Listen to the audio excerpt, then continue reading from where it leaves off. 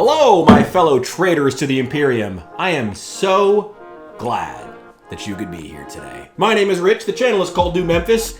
There's a statistical probability that you already knew that. And I remember for the first time in like months that I need to tell you guys that I have an Instagram and a Patreon, each of which has a ton of exclusive content that you can't find here on YouTube. So be sure to go and check that out. In this video, we're going to be focusing on the 17 Traitor Guardsmen, the final Guardsmen that we have for this army, though they are Guardsmen, so I'm sure that we'll be finding more to paint, inevitably. I mean, you do need a lot of them to send into the meat grinder. 10 of these came from the kill team, Astra Traitorum, I don't know what the technical Latinized term is, and the other 7 came from Blackstone Fortress. It's a lot of models, so we're taking our time.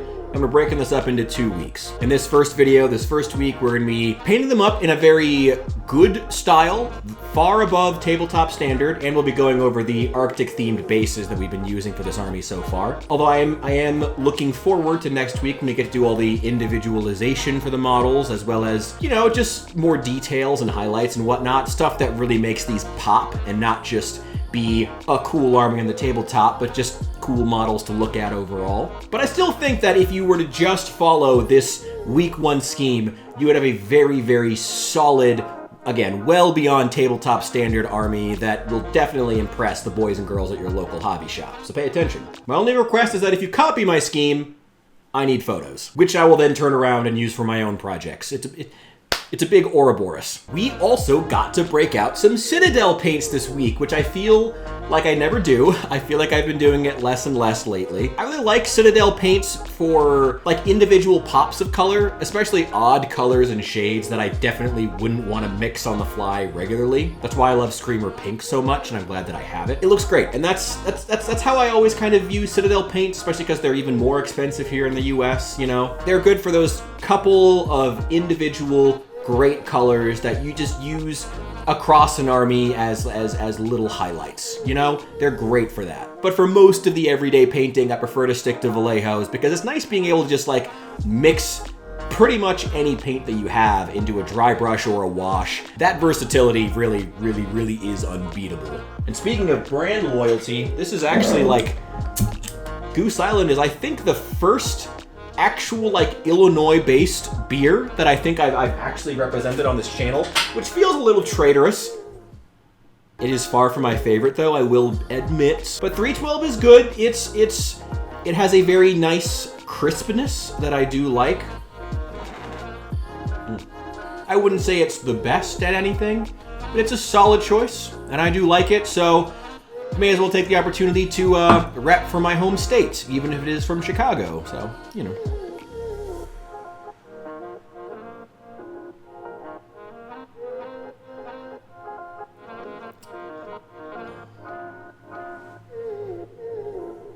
Let's get started. Like I said earlier, this week we're just focusing on bringing these traitors to a solid, above tabletop standard paint job. The details will be next week. That's when they're really going to start to pop.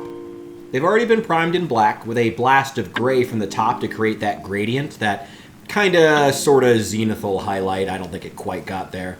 But I'm excited to just have these guys like fully painted and ready for a match.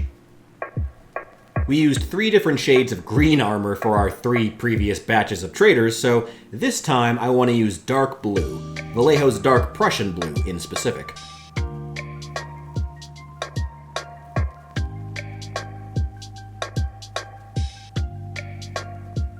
We're going to paint that all over the flat armor panels, but we'll leave a few to paint in just bare metal later.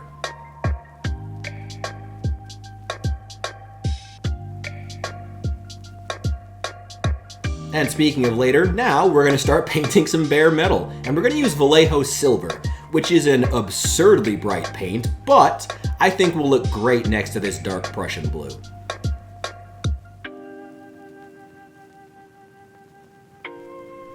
Normally, I apply basing texture before priming. That's always the best, but it's not really an option now, so we're just going to apply our mix of Elmer's glue and the cheapest super glue I could find to start our Arctic-themed bases. All I'm going to do is just take that slurry and mix it with a paper clip and try to avoid the shoes. We can even grab some of these clumps and apply them back to the base to become rocks and debris. Next up is the leather and straps. We use cork brown on a lot of these, and some mahogany brown to keep things from getting too stale. Honestly, you could use the same color if you wanted, but I like having both.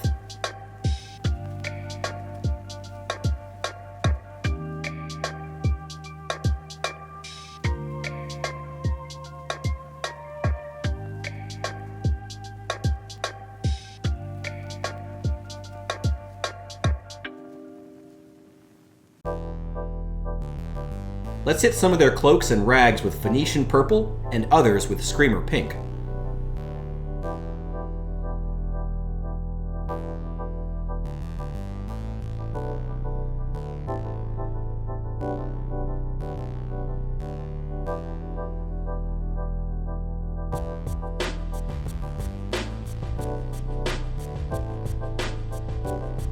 Finally, some Citadel paints.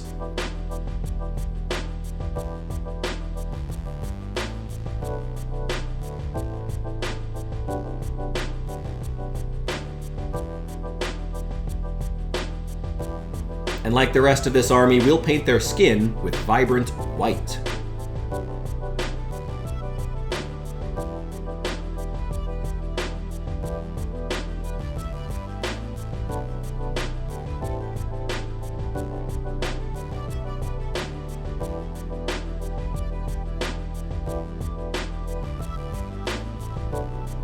Thank God, we're finally at my favorite part! Washing them with some of my homemade black wash, which is just a combination of acrylic ink, water, and matte medium.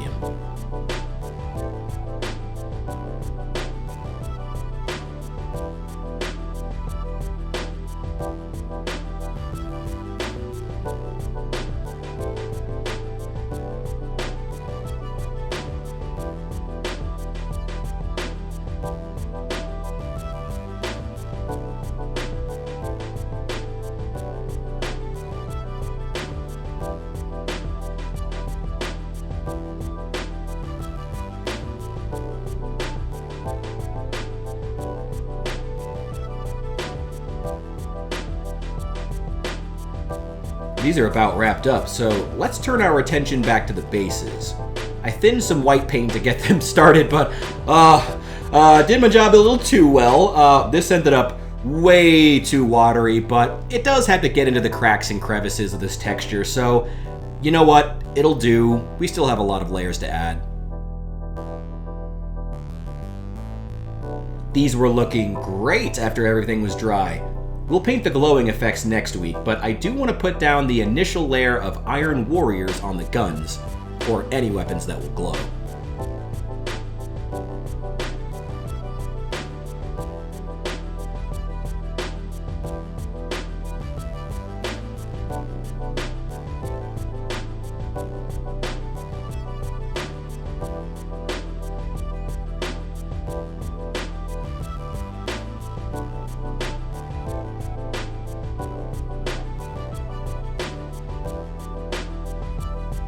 Then we return to the base with a wash of azure. I'm going to go fast with this next part since I've covered the basing scheme like 30 times on this channel. Once that was dry, the next brush was a dry brush of cork brown. Then we'll pick out a few raised areas and we can paint them into rocks with London Grey. Then give those raised areas a few touches of white and add a final dry brush of white onto the bases to finish them off. Boy, looking forward to repainting their boots.